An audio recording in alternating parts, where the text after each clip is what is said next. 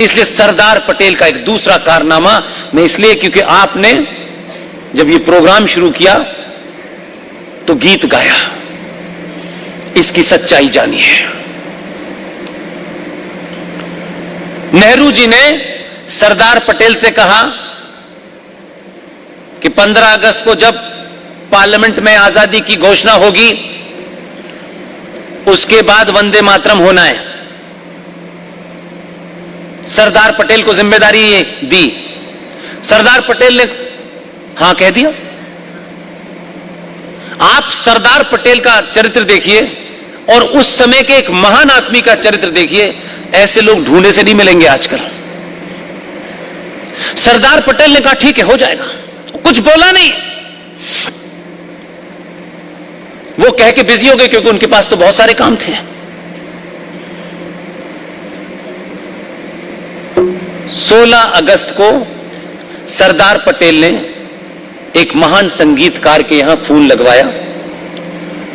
वो लाइन पे आ गए, वो मुंबई में नहीं थे, इत्तेफाक से उस वक्त वो मद्रास में थे, और टेलीफोन पे सरदार पटेल ने उनसे साफ साफ ये कहा कि मैं चाहता हूं कि कल भारत की आजादी की घोषणा होगी, नेहरू जी के भाषण के बाद आपको आजाद भारत की संसद में वंदे मातरम गाना है। अब उस आदमी का चरित्र देखिए, अगर ये चर्चाएं जगह जगह होती तो आज भी उसके वंशज कहीं ना कहीं जिंदा होते और ये सुनते कि कम से कम हमारे उस महान पिता, हमारे उस महान भाई ने जो बात कही थी कम से कम उसको याद तो किया जा रहा है। उस संगीतकार की चरित्र को देखिए, अभी अगर कोई फोन कर दे तो लोग स्पेशल फ्लाइट लेके चले जाएंगे, किसी तरीके से भी कुछ भी भेज दीजिए, मंत्री बना दीजिए, संतरी बना दीजिए, कुछ बना दीजिए। लेकिन उस महान संगीतकार ने सरदार पटेल से एक ही लाइन कही, और लाइन में यह कहा कि मैं वहां आऊंगा, वंदे मातरम गाऊंगा, लेकिन मेरी एक शर्त है।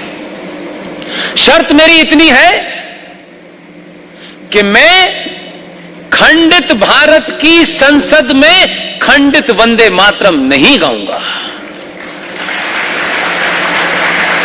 क्योंकि आप सब जानते हैं कि 1937 में मोहम्मद अली जिन्ना, रफी अहमद किदवाई और ये फ्रॉड जाहिल, ना स्कूल गया, ना कॉलेज गया, ना विश्वविद्यालय गया, भारत का पहला शिक्षा मंत्री बना मौलाना आजाद। इन तीनों ने मिलकर यह कंप्लेन की, यह 1937 की घटना है कि साहब ये वंदे मातरम गाने से मुसलमानों की भावनाएं आहत हो जाती हैं क्योंकि उसमें देवी देवताओं का नाम आता है। तो तत्काल से नेहरू जी ने इनिशिएटिव लेते हुए कहा कि भाई पूरा मत गाइए, बस ऊपर का एक स्टेंजा गा दीजिए। तब से वो गाया जा रहा था। लेकिन सरदार पटेल को जब मौका मिला तो जब उस संगीतकार ने यह कहा कि मैं आऊंगा, पूरा वंदे मातरम गाऊंगा, खंडित भारत में खंडित नहीं गाऊंगा, तो सरदार पटेल ने कुछ नहीं कहा, उनसे कहा आ जाइए। प्लेन भेजा, मद्रास से वो आए। ऐसे ही संसद चल रही थी। फूल वाले चचा ने आजादी की घोषणा अंग्रेजी में की क्योंकि हिंदी लोग नहीं जानते थे, और वो अपना भाषण देके फिर बिजी हो गए क्योंकि वो नीचे बैठी हुई थी, वो अपने काम में बिजी। सरदार पटेल ने जैसे ही नेहरू जी ने उनसे देखा, उन्होंने कहा चिंता मत कीजिए। और उन साहब का नाम जानते हैं आप? पंडित ओंकार नाथ ठाकुर।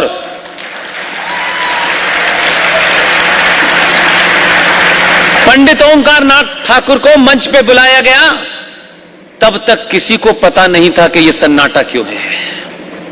पंडित ओंकार नाथ ठाकुर ने पूरा वंदे मातरम एक खास राग में गाया, पूरी 22 पंक्तियों का गाया, और अगले दिन ऑल इंडिया रेडियो से 10:30 बजे भारत की संसद में बजने वाला पूरा Vande Mataram all India radio से रिले किया गया। यह बात मैं इसलिए कहता हूं कि कुछ लोग समझते हैं कि सारी इंटॉलरेंस आज ही कुछ बढ़ गई है। मेरा बहुत मासूम सा सवाल है और अब यह सवाल मेरी जिद बन गया है और यह जिद इसे उसी में परिवर्तित करना चाहता हूं। मैंने सुना है, जो खबर मेरे पास है, कि अंग्रेजों ने, लुटियन ब्रदर्स ने जो पार्लियामेंट बनाई थी वो पार्लियामेंट अब पार्लियामेंट नहीं रही। एक नई पार्लियामेंट बन के तैयार हो गई है और यह पार्लियामेंट जब आप देखेंगे तो आप लगेगा कि आप महाभारत के काल में आ गए हैं। सनातन के जितने भी सिंबल हैं इस पार्लियामेंट की दीवारों पे ताकत से खुदे हुए हैं। उसका भी इनॉग्रेशन होना है। कुछ महान लोगों को दिया गया है यह काम ताकि आने वाली नस्लों को पता चले कि यह आजाद भारत की पार्लियामेंट है। मेरी जिद इतनी है, मेरा पूरा यकीन है, हो सकता है आगे पीछे हो जाए, सत्ताएं ये तय कर सकती हैं, अपने कारणों से कर सकती हैं। यही मूर्ति 21 अक्टूबर को होने वाली थी, लेकिन देश की सीट्स के सत्ता पे बैठने वाले आदमी की अपनी अलग अलग एंगेजमेंट हैं, अलग अलग प्रायोरिटीज हैं। तो इस पे बहस में नहीं जाना चाहिए कि 21 अक्टूबर को ही होना चाहिए था। देश का प्रधानमंत्री है भाई, ऐसे नहीं टहल रहे सुबह शाम। उसके पास कार है, अगर वो 21 अक्टूबर को नहीं खाली है इसीलिए 8 सितंबर को कर रहा है। इसलिए मैं ये मानता हूं कि आप यहां से ईमानदार रहें और ये मुहिम हर जगह चलेगी। जहां पहुंचानी है वहां भी पहुंचा दी है, पूरे तथ्यों के साथ पहुंचा दी है और यह साबित कर दिया है कि जब भारत जैसा भी था, जो भी आजादी का भाषण उन्होंने दिया और जिस दिन से भी हम ये मानते हैं कि भारत आजाद हुआ, उस दिन आजाद भारत की पार्लियामेंट में जब पूरा वंदे मातरम गाया गया था, तो फिर आज वंदे मातरम पूरा क्यों नहीं गाया जा रहा? यह सार्वजनिक मंचों से मांग है। 2022 की सनातन हिंदू राष्ट्र की इस संसद के अंदर पूरा वंदे मातरम गाया जाए। इसलिए आज के युवा बच्चे बच्चियों को आसानी हो जाए, मुहिम किस तरह चलाई जाए कि अगर आज का बच्चा, हो सकता है पंडित ओंकार नाथ ठाकुर ने 9 मिनट में 22 पंक्तियों का पूरा वंदे मातरम जब गाया होगा, तो हो सकता है समय के बदलाव के तहत वो राग आज के बच्चे 9 मिनट तक न सुन पाए। हो सकता है, क्योंकि म्यूजिक भी बदल गया है, बहुत सारी चीजें बदल गई हुई, जिंदगी बहुत तेज हो गई है। तो जो भारत की सबसे सशक्त आवाज थी, जिनका देहांत अभी कुछ समय पहले हुआ है, उन्होंने एक पिक्चर में, उस पिक्चर का नाम है आनंद मठ, उन्होंने 4.5 मिनट में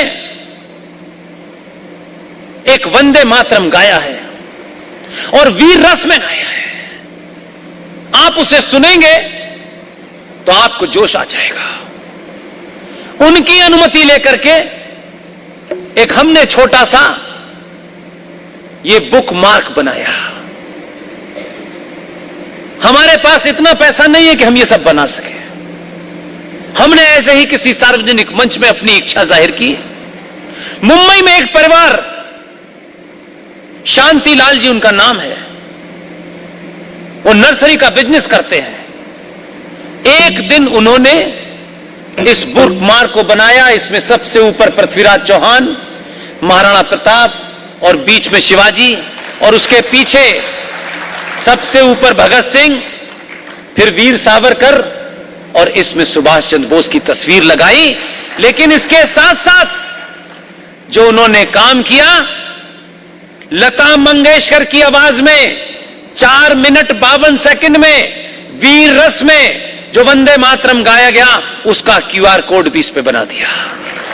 ताकि कोई बच्चा यह न कहे कि हमने भाषण तो दिया, ये तो बताया, लेकिन हम सुने कहां पर। इसलिए हम ये छपवाते हैं, जगह जगह बच्चों को बांट देते हैं, क्योंकि हम ये जानते हैं कि आज का बच्चा सत्तू नहीं खाता है, आज का बच्चा मैगी खाता है। उसे 2 मिनट में आंसर दीजिए, टू द पॉइंट दीजिए, वो अपना काम कर देगा।